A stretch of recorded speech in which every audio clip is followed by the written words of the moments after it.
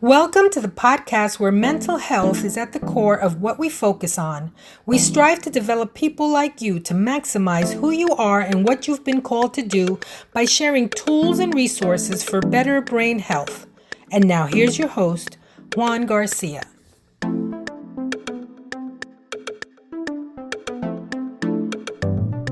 Hey everybody, welcome back to our podcast, and in this episode I'm excited to share with you an interview that I did with my good friend Gian Paul Gonzalez. You may have heard of him a few years ago. He was very famously broadcasted all over the world as the all-in guy. So if you are a sports fan, he was the speaker at a chapel service for the New York Giants in 2011 when they went on their Super Bowl run. The day before Christmas Eve, he was the speaker, and he spoke to the guys about being all in, like in poker.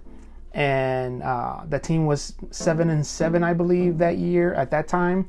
And once they received that challenge from Gian Paul as to being all in, they just swept through the rest of the season, the playoffs, all the way to the Super Bowl.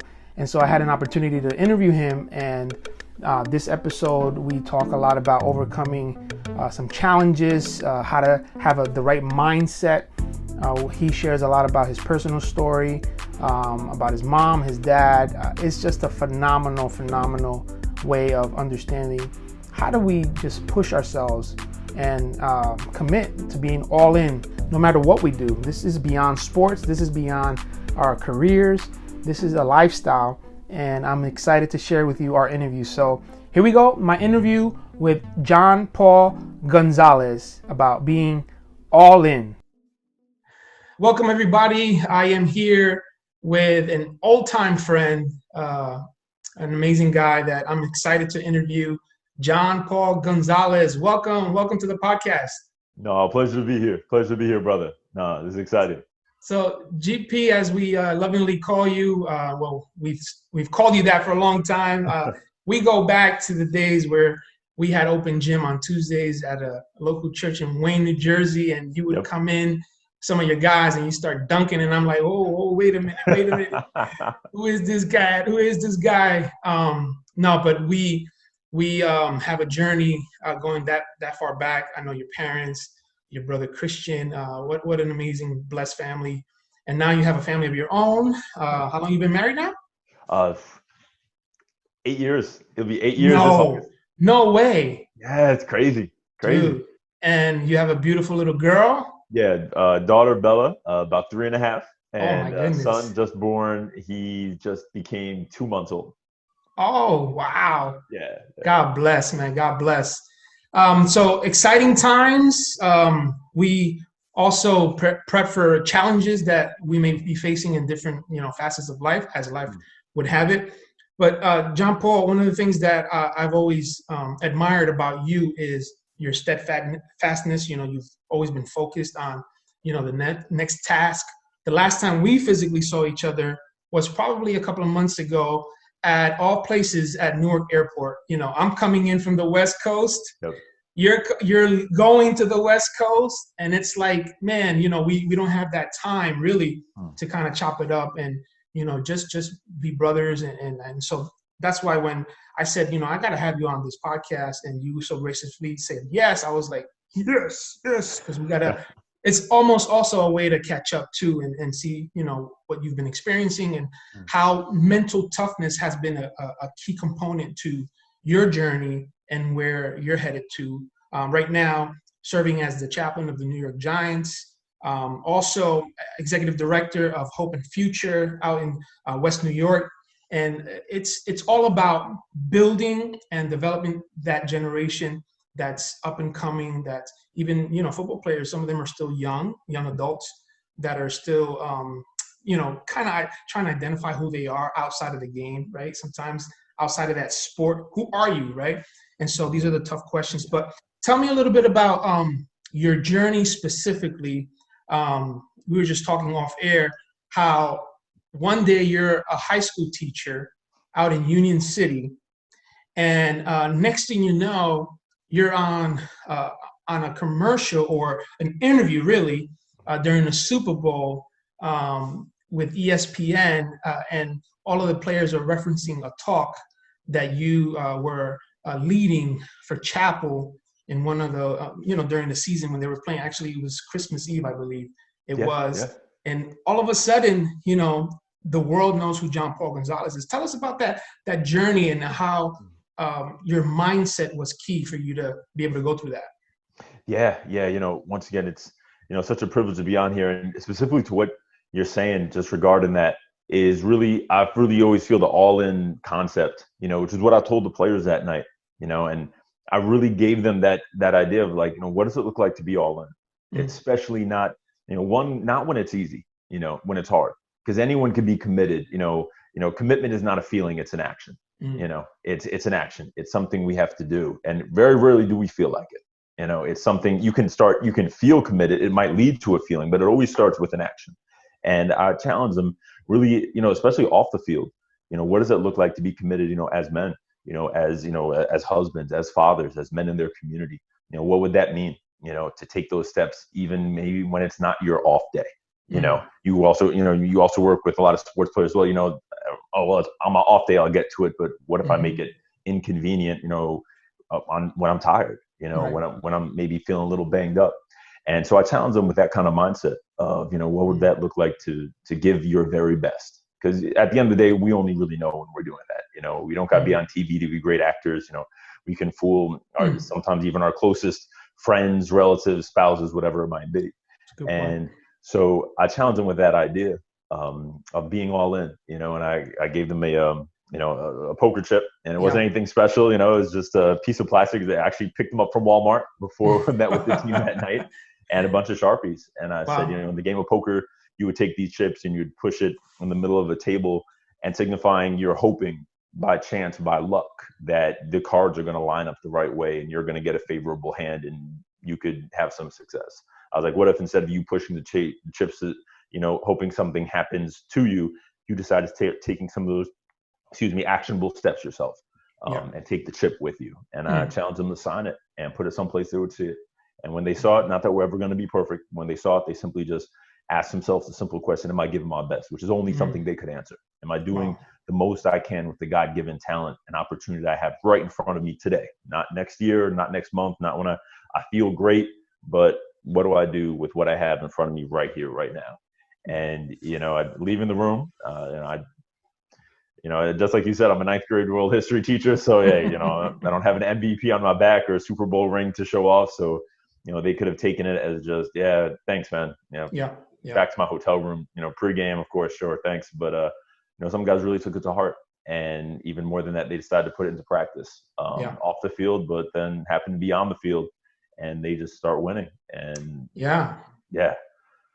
And so as a Giants fan myself, thank you for allowing yourself to be used in your giftings. And but on a very serious note, this is what I love about the opportunities that people like you and I get to speak into the lives of individuals that so many people are spectators of what they do on the field, on the court, because our intention, it goes beyond that opportunity.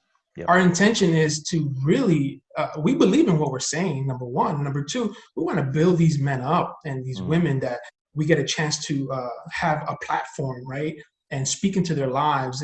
And I believe that we sometimes forget that even with the most talented athletes, speakers, musicians, actors, there are intangibles that cannot be taught. And you mentioned one of them, which is commitment. That's an intangible. That's something that you have to develop yourself and say, I'm all in, just like you said in your talk. And obviously this talk has gone all over the world. So many different organizations have called on you and said, come and speak to our team, not just athletes, but also corporations and so on and so on. And all of that information will be on the show notes here for this podcast. But talk a little bit about your own personal core values. I think that's a term that not a lot of people use. Not a lot of people can have a conversation and tell you, Gian Paul, these are my core values. These are the non-negotiables for me in my life. Because I think when we have core values, that automatically, it just creates a mindset to say, no matter what I face, no matter what I'm challenged with, I'm going to be all in because these are my core values. Talk about, if you will, maybe one or two core values that you have personally that has helped you overcome, deal with challenges. You're a husband now, you're a father. There's a lot of ramifications, two little human beings that are being brought up thanks to you and your wife. And so what are some of those core values that you can, continue to leave off and leave a legacy?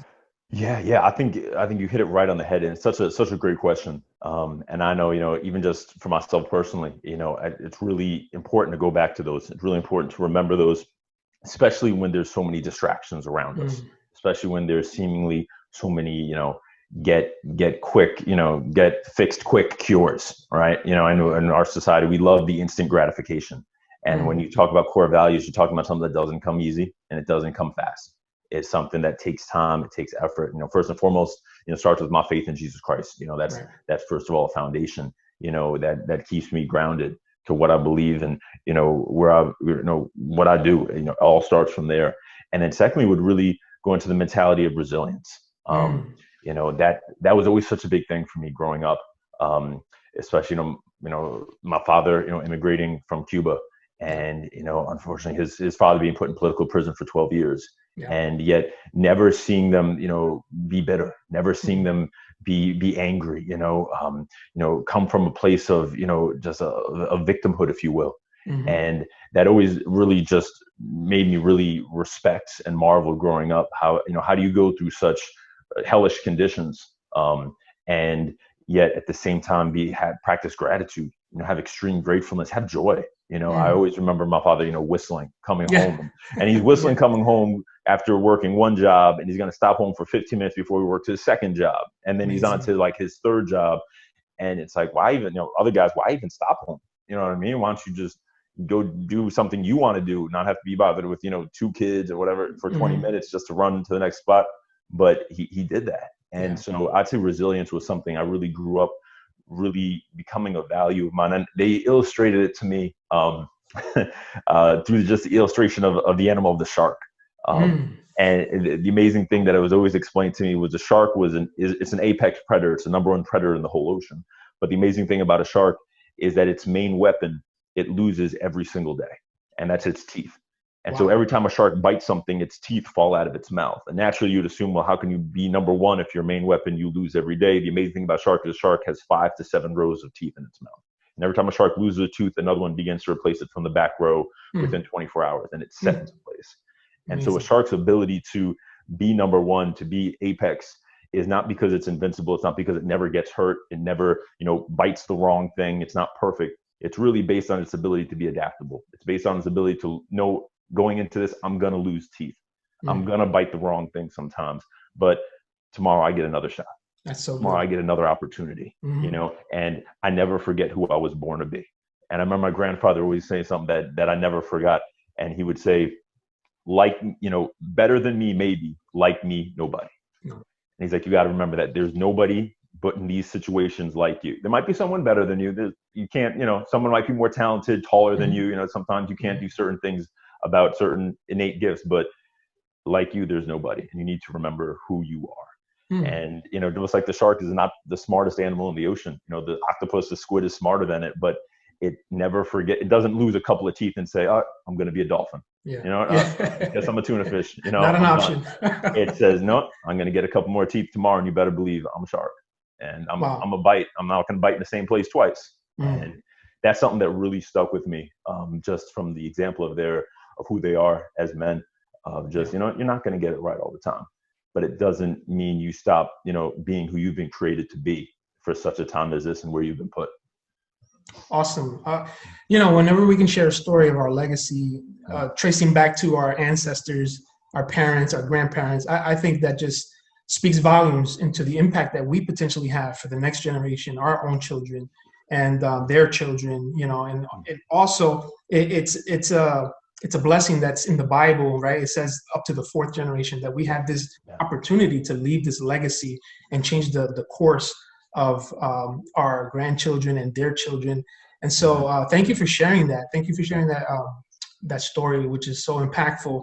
I want to kind of go back to a time which is when I remember more vividly, where you're getting the opportunity, you play basketball in college, and you get an opportunity to play for the NBA, and something happens inside of you, and I think it's tied to your core values.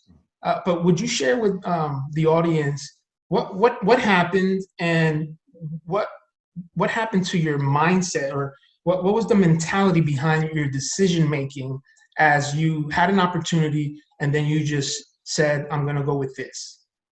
Yeah. And a lot of that, kind of goes back to like our relationship, in the fact that, I was blessed with an opportunity. Trust me, I worked hard, didn't go to a major Division I university, Montclair State, and Lord knows it's a great school, but we don't play on ESPN, no athletic scholarships, nothing like that. And, right. By God's grace, though, woke up every day at 5 a.m., decided to, get 500 shots before my classes started. Wait. What time? How many shots? 5 a.m., 500 shots. Okay. 500 Put it shots. out there. I would say makes. That's a big difference. There's shots and there's yes. So it makes. You didn't count it unless you made it. You didn't just count all the misses. That's right. But, and just really was able to develop. And then, was blessed at the end of the season. I really, I think one of the things I really took to heart was there's a verse in the Bible about, where David asked God to teach him to number his days. And I think that's another thing we don't do. We don't really number our days well. We think either, I'm always going to get this opportunity, not realizing that our greatest opportunities are ones that are right in front of our face. We're always looking for the next thing or the random DM or email that's going to come in our box and change our lives. And I really like what Erwin McManus says about opportunities, where he says that when we abdicate our responsibilities, we eliminate our opportunities. Oh, that's so and good. I really believe that, because usually the greatest opportunities from the people that are most successful, they happen in the middle of us taking care of our responsibilities, just doing the quote unquote, the mundane, the seemingly monotonous, but we stay faithful and do it with excellence. Right. And so at the end of the season, just thinking, hey, Division III, let me just give my best though. Every single practice, I always tried to finish first, and that, we did the Indian lines too, just like Michael Jordan was talking about in his documentary. We did the same drill and Indian runs. And I'm going to finish first though. And in the season, get the call I don't expect, blessed to be a first team All-American. And from there, get the opportunity to go out to Los Angeles and, get to partake, starting the NBA Summer League.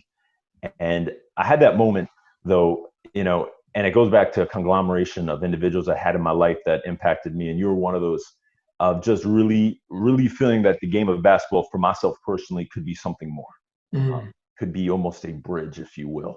And maybe, I'll be honest, maybe the scenario would have been different if it was football, because my dad was a free agent for the Raiders. So maybe if it was football, my first love, maybe it would have been a harder decision. But I said, you know what, this is awesome. This is great. There's nothing wrong with this, but I really feel called to take this in a little bit of a different direction. And that was kind of those open gyms that you would run at the church, and it would bring all different groups of individuals together. But at the same time, we'd pray to start it off, and it would bring people even in the building who would never normally go in that building. I was able to bring people who normally would never step in, but if there's basketball, sure, I'll check it out. Yeah. You know what I mean? Okay, sure, I'll listen for a couple of minutes. Okay, hey, I'll pay some attention. And I saw that, and I saw that being so powerful, and saying, well, maybe we could do something like that. Maybe this, at least for me personally, I just didn't get a piece about signing the contract, didn't get a piece about going further. And so, I called up the agent. I said, hey, listen, I need to go back home. And he didn't totally get it. And I was honest. I said, the greatest thing that changed my life, it wasn't watching highlights on YouTube for me personally. It was the individuals who chose to be involved in it. The individuals that I could talk to, that I could touch, that I could see on Sundays, like yourself, and, just that's what I wanted to be. That's who I felt called, to step into. And once again, nothing against professional, going that route. I just knew that I was called to something a little bit different. Right. And so I came back home, and, I said, well, I want to help youth, but, I don't presume to think I know everything about my city, even though I was born and raised in it. I want to be able to know what's the story behind the story, if you will. What's the issue behind the issue? Because I think so many times in this society, we aim at fruit. We don't aim at the roots. We see this or that fruit, and we're like, oh, well, it must be this. We just, education, right? Well, we just need 1,000 more computers. Hmm. Not necessarily, No. Or if we just had a 50,000 more of this, then Mm. we're going to, not necessarily. There's some roots thing going on. That, with all the work you've done with mental health, and especially with men, we got a deep root system. Yeah. A lot of people don't see, and is a lot more intricate than, a lot of people imagine. Right. And so I said, well, where's the place youth are most of the day? They're in school. So let's be a teacher. Let's be an educator. Let's get involved there. Let's start there. And couldn't necessarily start teaching, so had to do the alternate route program. But when you're all in, you don't matter. You don't care what it looks like. You're willing to say that again. Say that again, GP. When you're all in, what? It doesn't matter. You're willing to do the dirty work. Sub for 7th grade, sub for 5th grade. Kids are crying, whatever it is. But when you're committed, it doesn't have to look glamorous. And I remember the first place that actually gave us the opportunity to do what I had in mind regarding basketball and using it as like a tool was jail. It was the Hudson County Juvenile Detention Center right over here in Secaucus. Because I sent all these emails out to schools. Hey, let us come to your school, do an assembly. I'll jump over your principal and dunk. And they're like, liability. No, that's okay. But the jail came back and said, hey, we're not going anywhere. Right. We need to do a background check of you and anyone who comes in. But if you're willing to, talk and, play and, build a relationship with these guys in here, sure, let's give it a shot. Awesome. And so that's how it all started, honestly, was going to the Hudson County Juvenile Detention Center. And the crazy thing about that one is just, that's when people ask me and they say, hey, man, I want to, do some of this. I say, well, start places like that, because I had no idea that the current chaplain at the time, George McGovern, was paying attention to what we were doing in the jails. Right. And if I never go to the jails on those Tuesday nights, exactly, I never get the call from the New York Giants to speak to the team. Right. And so people think, oh, well, you probably sent them a bunch of emails. I mean, work with the Knicks and different teams you work with. You send an email, you get put on a list of do not call back. Right. Do not respond back to, like, oh, definitely don't call this guy or whatever it might be. But that's how it all happened. And so I'm always really big on just the idea of, hey, you start, kind of grow where you're planted a little bit, where God has placed you, and then, just be faithful in the little things. Right. Yeah. And because we have no idea. It talks so much about, when you've done it to the least of these, we've done it to him, we've done it to the greatest. And yes, I think that's such a huge thing for me when it comes to being all in, is we don't pick and choose where I'm going to give my best to. Okay, well, he's watching now. So, okay, oh, the coach is watching. All right, let me turn it on. Or, okay, I know that supervisor, that scout is here. Because most of those opportunities happen when we think nobody's watching. That is so rich, because we live, as you said, in this instant gratification world where social media, people have this false belief that they're connected to everybody. And if someone famous, a celebrity, a professional athlete, retweets something they put out there, or likes their Instagram post or something like that, all of a sudden there's this false belief. I am loved. I am recognized. I'm going to be famous. Yeah. And or if it's a musician or a singer, they put out their stuff on YouTube, and they're going to be found like so and so was, and it's not always like that. And I think there's a lot of disappointment in individuals that have these false beliefs, and they're living on it. They're like, this is going to happen. This is going to happen. And there's a difference between being hopeful and being cynical, right? And you alluded to the preparation. You alluded to being planted. I love that word. Being planted, because whenever you're planted, you have no other choice but to grow. Anything that's planted and digs deeply in their roots is going to grow, because when God created things, he created them with the potential to produce according to its own kind. That's just biblical principles of Genesis. And people don't want to be planted. People want to be put somewhere and check me out. Let's take a picture. Let's and I get it. I understand what's behind that. But this is why I wanted this conversation to happen, because I know that what you're sharing is helping so many people understand and say, I need to be committed to what God has called me to do. I need to be committed and be all in to what I've been created to do. These players that you shared the all in with, a lot of them don't play anymore because time came and went. This is going back a few years. And so I'm sure, I am confident that they've taken that all in mentality, and they've been able to insert it into their daily lives outside of the game, because it's just a mindset that helps you succeed, it helps you grow, and it helps you help others.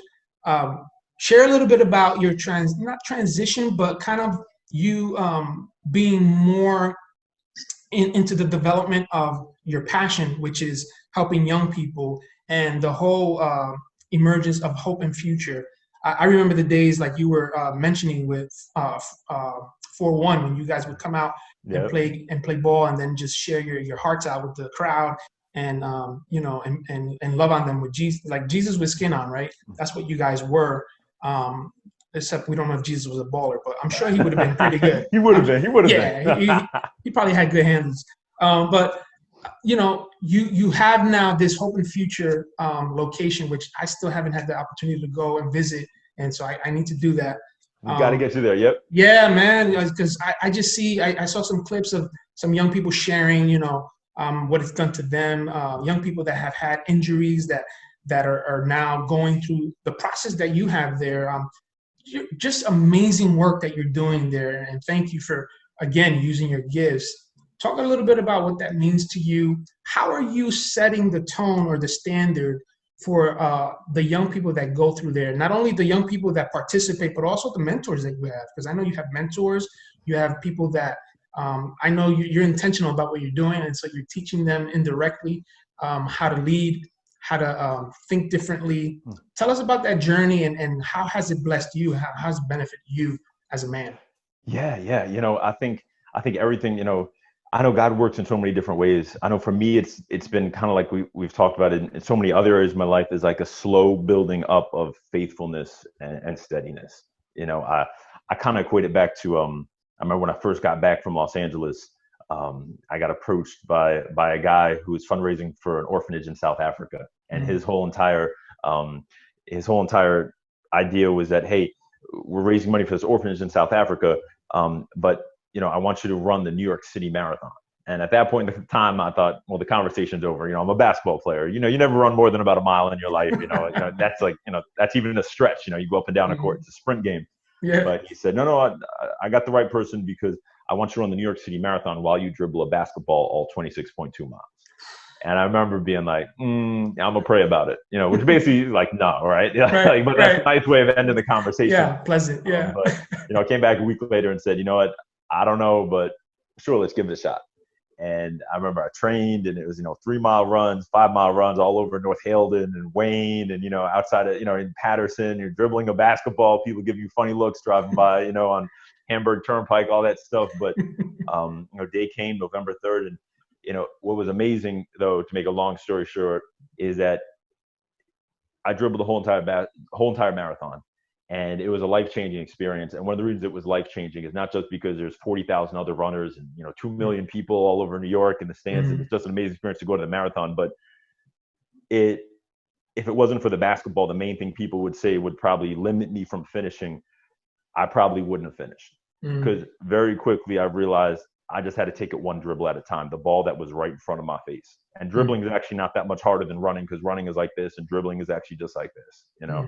And I have no idea how to get through Queens, into Brooklyn, into the Bronx, down into Manhattan, ending in Central Park. I probably would have gotten overwhelmed with the whole entire race. But it was really just, just focus on the dribble that's right in front of your face. Don't dribble off someone's foot. Don't dribble off someone's heel. And, before I know it's mile 5, then mile 10, then mile 15. And next thing I know, I'm going through Central Park, and it's done. Wow. I'm not going to say it was easy. It was 4 hours, 41 minutes, and it took me a couple of days to recover. But I did teach the next day in school. I'm proud of that. I didn't call out. But I say all that to say that for me, it was the same journey with Hope and Future. It was really just this idea of seeing a problem, and I think you only get to see certain problems when you're on the inside. A lot of people they love to play our quarterback from the armchair, right? They love to say, oh, well, the problem is X. The problem for society is Y, is Z.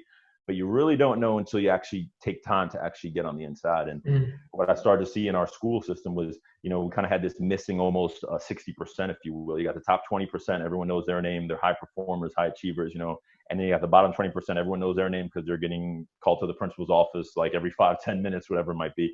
But this middle 60% that's like, in a large school like in the Union City High School of 3,000 students, does anyone even know if I'm here? Does anyone even know my name? Do I just get B's and C's because the teacher is just like, whatever, pass it, because there's a lot of kids to keep track of. And there was just this apathy, just this, identity was just missing. As you mentioned before, identity is such a huge issue. And I said, you know what, let's help them. Let's try to find ways. So we started workouts after school and simple flyers all over the bathrooms, in the cafeteria that said, you want to jump higher, you want to run faster, just show up, room 224 after school. And we didn't have any equipment, didn't have anything besides myself. And so we just go in the hallway, just do push-ups in the hallway. Started with 5 kids and 10 kids, then dips off of school chairs, one of my students, I didn't know it, he was like number 2 in the state in kickboxing at the age of 17. So he's like, hey, can I teach girls kickboxing as a way of self-defense to, help them not be victims of domestic violence, which is really prevalent in our area.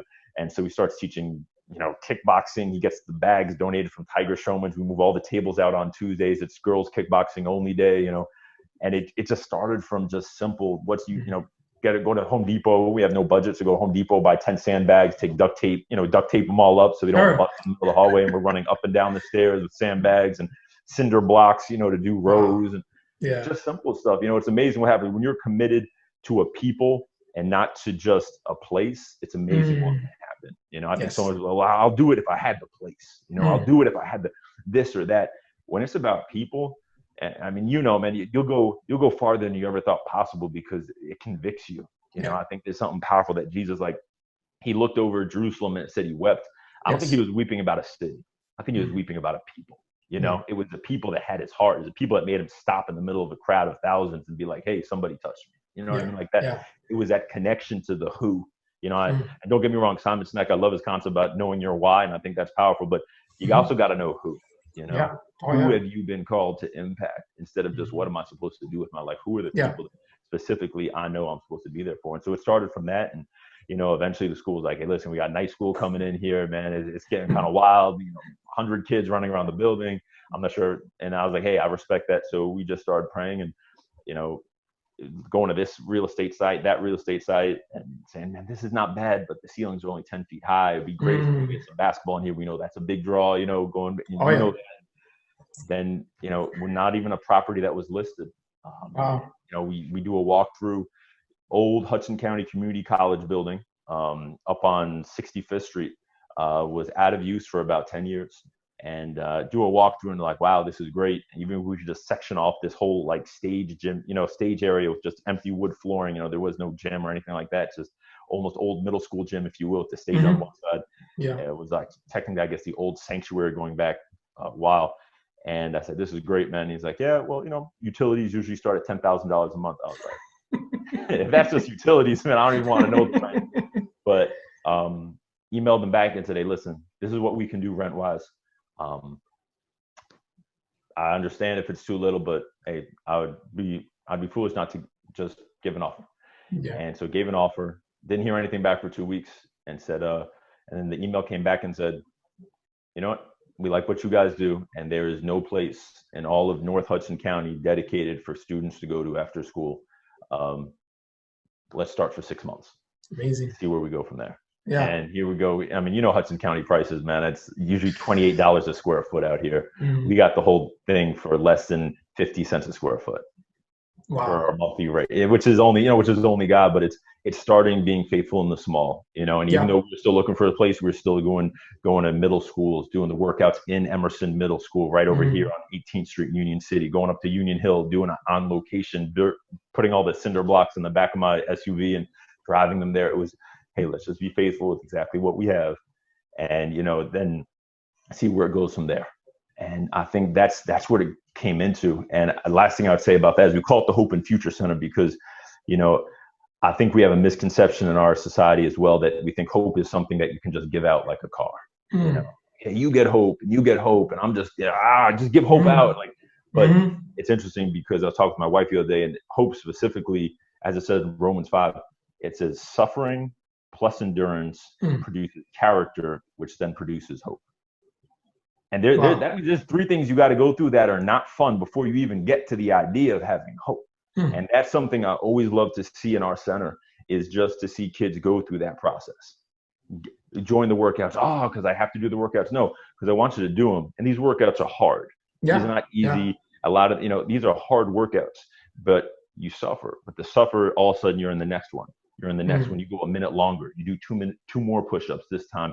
You're able to hold that plank for another 10 seconds. You get building endurance. Now you have the character to say it's raining, whatever. I'm going to run to the center. My class starts at 5:30. You know what I mean? I know it's free and I could just say no, but I put my name on the app and I said, I'm going to show up. Now your character is being produced. And now you got hope. Now you're starting to see, you know what? Wow, I made the JV team. You know what? Wow, my grades have gone up. Wow, you know what? They're talking about respecting our parents, and my relationship with my mom is better. Wow, but it goes through that process. We can't, you can't skip along the way. Back to that instant gratification, which you see so prevalent. You can't just say, well, I want this. If it's easy to get, it's probably easy to go. You know what I mean? It's those tough things that we endure through, that we suffer through, that build that ability for us to then have a hope that we actually can give. But I can't still then give you an easy version of it. You know what I mean? I can show you the process of getting it, but I'm just going to lead you through the same process I had, which kind of goes back to my story of the 5 a.m. workouts. You know what I mean? That was the suffering, the endurance of doing it, even though we finished the first season, 5-15, and I'm the only starter left on the team at the end because everyone else failed out because of academic ineligibility. And then I had the hope at the end, senior year, of, oh, wow, you want me to play for you in LA? Okay. But I'm going to just lead you on the same path I went on. I have no shortcuts for you, kind of thing. So that's what we try to do there, is not just in the physical, but then bring the physical into the mental, bring the mental into the spiritual. Of like, great, so you did 10 more push-ups this month than last month. What about your grade point average? You said, I'm not good at math. Well, you said you weren't good at push-ups last month, but now you are. So what are we doing there? And then, well, I don't really, believe in that. Well, you didn't say that before, but and so we just try to really use tangible ways to make it relevant and begin to connect the dots to see that this is a holistic thing and not just, well, that's what I do for basketball, but I don't do that any other part. No, it's all of you. All in is every aspect, not just some aspects. It's everything you do. That's so powerful, bro. So the longest road is the shortcut, right? Knowing the why is good, knowing the who is better, and let him take care of the how. Right? Amen. Yes, I'm just trying to, because those are my notes. Those are my notes. And then, because what you're doing is you're building a mindset in these individuals that you're helping to believe in themselves and to believe in something greater. And that's what gives hope, right? And then they can look brightly at their future and not looking at suffering and the things that are tough as negative or bad things. Because one thing that we know about mental health is that the more negative thoughts we have, the more we are susceptible to brain health issues like Alzheimer's, like Parkinson's, like all of these things that are, because negative thoughts actually occupy real estate in our brain and they become negative in our brain. But if we have positive, it starts to, and our brain is capable now, we have science to prove it, that it can change neuroplasticity, which is just a confirmation of what Romans 12 says, right? That we have to renew our minds. Yes. It's always been there. It's just science just caught up to it, right? So I love that you're doing this. I love how you're empowering people, which is a big word for me. Empowerment, intentionality is another big word for me. Those are core values for me.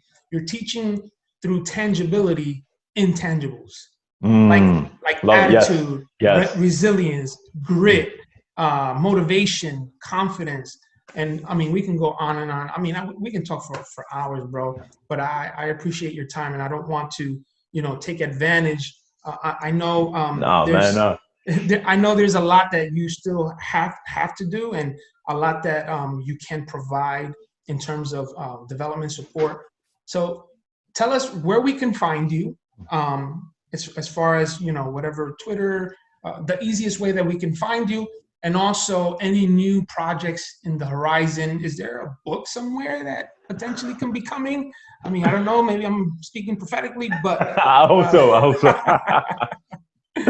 Yeah, no, definitely. Yeah, no, on social media, Instagram, Facebook, have some presence there. John, Gian, it's a little bit different. GIAN _ PAUL_G. Same thing for Twitter. And then the Hope and Future Center is hope-future.us.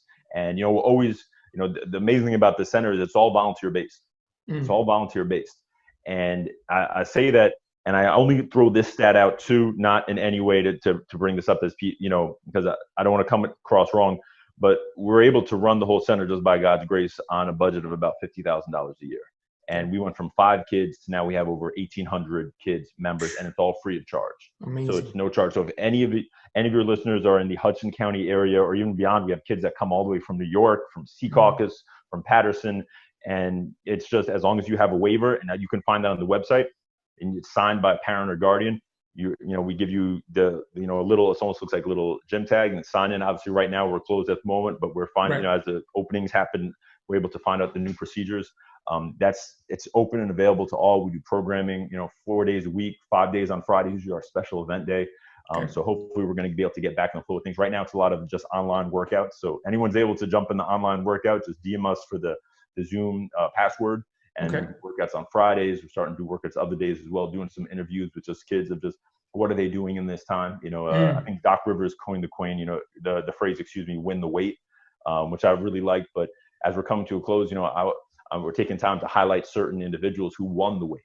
You know what I mean? What did you do? One of our guys, he decided to do like the Murph workout every single day for 30 days for the month of May. And that's no joke. That's a lot, but he finally got it down to doing it in 30 minutes, and I was just like, wow. But he's like, hey, listen, I couldn't go to my gym. Hope and Future was closed. So I decided so we're going to interview him. So there's different ways we can help them in that way. And I'd say one of the things, I just really feel, and I don't know, once again, this is just something that it's just kind of in my heart. And I've talked to, kind of my wife about it a little bit is, what's that next step? So great. We're, one of the things about Hope and Future Center is kind of our main age range of, be very clear, is kind of like between 5th grade and right about 10th grade. We get a lot of seniors. We got some college guys, we got some younger, but that's kind of the main like hot zone right there. And so for me, it's like, okay, great.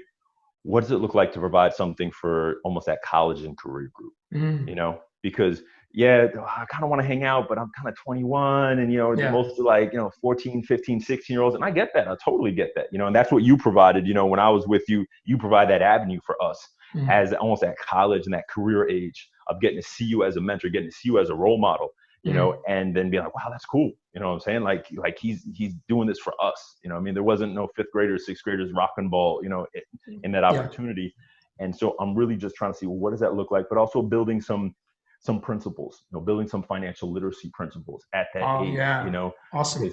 Unfortunately, we throw in financial literacy in some of our school districts here, but we're doing it senior year as like an elective. It's kind of like, there you go. And that, what do you think about senior year? The last semester, you think about prom, you think about getting out of here. Am I really taking this budgeting course seriously? Am I really living by this? So really kind of, what is the way? I'm not sure if it's going to be like a coffee shop, if it's going to be a workshop that teach tangible skill-based relationships, but also have an idea to be able to talk about ideas, to talk about this relationship in a more, I guess, mature setting, if you will.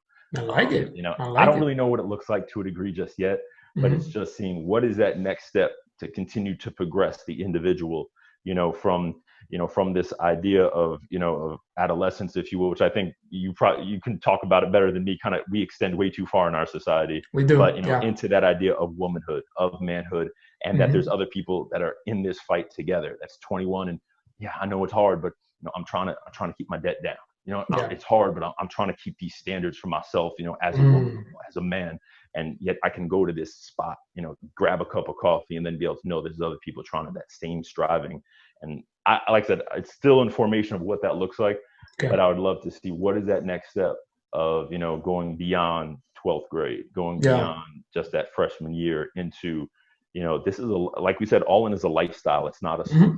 So it didn't stop just because I graduated high school. The idea of having hope, hope in the future, it goes into my, into who I am as well, and being able to stand and walk with those as well. So like I said, it's still in process. Not sure what that looks like yet, but with God's help, it'll probably be a step-by-step thing. And maybe it just starts in a small corner, some here in the back, someplace over there. But hopefully it's also a place where people know, hey, where to find it. Because the last thing I'd say, and I know I've talked about, is one of the things that I always make it very clear to anyone who walks in the center, especially for the students, is this is optional. This is giving you an option. I can't force you. And that's the important thing about being all in. No one can force you to do it. You have to choose it. Yes. It's a choice that you have to make every single day. You don't sign it.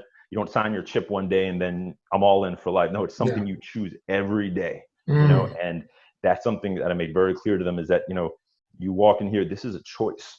And unfortunately, if I do happen to see you in that juvenile detention center, before you could say, oh, Gian Paul, I had nothing to do, man. You know, you know, now I say, you know, we were open at 8 o'clock when that happened. You know where to find us.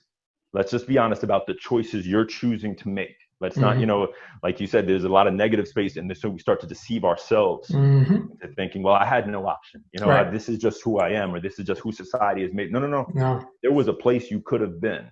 And there is a lot of people giving their hard-earned money to make sure that you could have a place to go. Let's be honest about the choices you chose to make to put you either here or also put you up here. And then we need to thank a lot of people along the way. That's so good, Gian Paul. This has been very rich. It's been so amazing to know that there's individuals like you and organizations like Hope and Future that provide this platform and place. It's a safe space for young people to develop. I'm sure that God will give you the blueprint for what's next.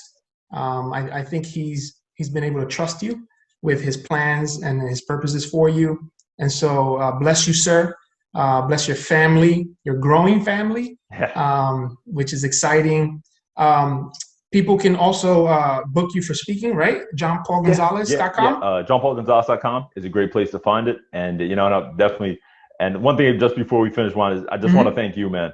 Just want to thank you because as a college freshman, when I transferred back from Masai going to Montclair State, you know, you're a senior in high school, you know, getting to see your example of, you know, and not to totally make go in a certain direction, but someone, you know, with similar background, you know, let's be honest, Gonzalez, Garcia, you know, a lot of times, you know, we confuse the two, whatever it is, you know, just really seeing that and seeing you be faithful right there, you know, in that organization, seeing you show up, you know, at night, sometimes we'd have 5, we'd do 3-on-3s, or sometimes we would have 20, 25 and be like, whoa, okay, don't tell all of your cousins, man. It's getting a little too out of control and who's walking the hallways.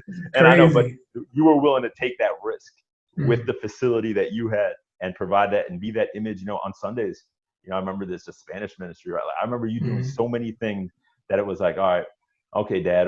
But then seeing you, you know, as that example for me as, you know, a young Hispanic male, of being able to see, you know, it's not just my dad. Okay. He's not just going off on his, you know, Cuba tip a little bit. It's like, there's another guy who's like just as passionate, excited about, you know, integrity, excited about, you know, being a man of valor, you know, having honor, you know, at the conferences as well, you know, you speaking as well. Like, wow, that spoke volumes to me. So just thank you for what you've done in my life. And I know I haven't really had the chance to really just, you know, just thank you for that, man. It means a lot. Oh, man. Thank you. All the way back. Yeah. It's been years, man. Thank you. Crazy. Thank you for those words. I really take that to heart. Thank you, man. Appreciate that. Happy Father's Day. It's coming up. You too. Enjoy that. Enjoy your family, your beautiful family. Thank you so much for listening to this episode. Gian Paul Gonzalez. You can reach him at JianPaulGonzalez.com and also on all social media platforms, GIAN_PAUL_G, right? Yep, you got it. Just follow him. I'm telling you, he's inspirational. It's not just a talk or a cliche. He is all in, as you've heard, and he's doing big things by God's grace. And so, Gian Paul, again, thank you so much. We'll be in touch, my brother. And we'll see you around in our, you know, connections, maybe at the airport or somewhere. Sounds good, man. Hey, go Knicks, man. You can say go Giants. We need the help, so man, go Knicks to you. Man, we both need it, brother. We both need it. Yeah. Take care, brother. I hope you enjoyed the interview with Gian Paul Gonzalez. I hope it encourages you. Please like, comment, subscribe to the channel. Subscribe to the podcast wherever you listen, and please share. Let your family, your friends know how this episode, this podcast has been helpful to you. More to come. We're going to continue with bringing focus to mental health in different ways. So please like, comment, subscribe, share. However we can serve you, please let us know. Give us some insight, some of the things you may want to hear. We're going to cover a lot, so please let us know, and we look forward to continue to serving you in this way. So don't forget, we all have a mind, so mind yours.